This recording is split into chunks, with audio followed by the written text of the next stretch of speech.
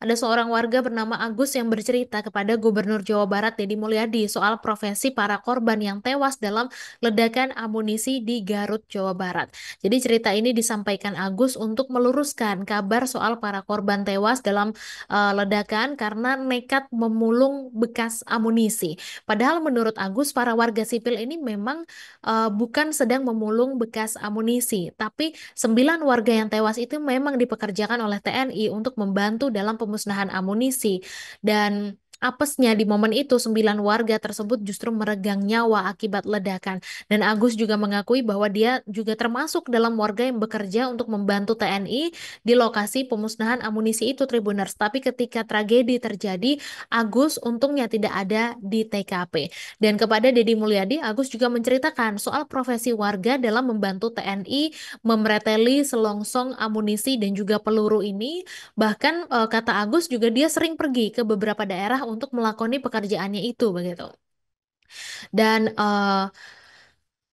Dedi juga bertanya soal detail pekerjaan tersebut, Tribuners, termasuk soal bayaran dari TNI untuk warga.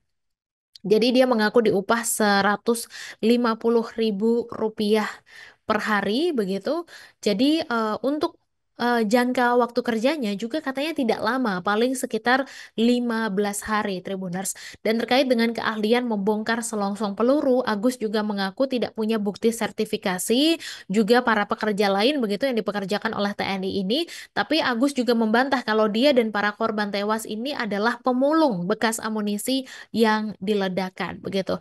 Namun beberapa pekerja yang membantu TNI dalam memereteli amunisi itu juga ada yang bekerja mengumpulkan serpihan peluru yang diledakkan dan nantinya memang hasilnya itu akan dijual, Tribuners.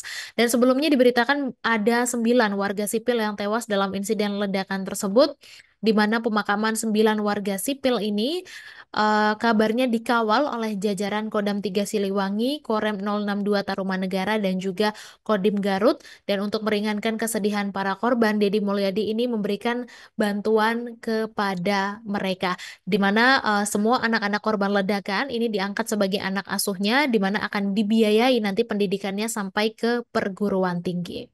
Download Tribun X sekarang, menghadirkan lokal menjadi Indonesia.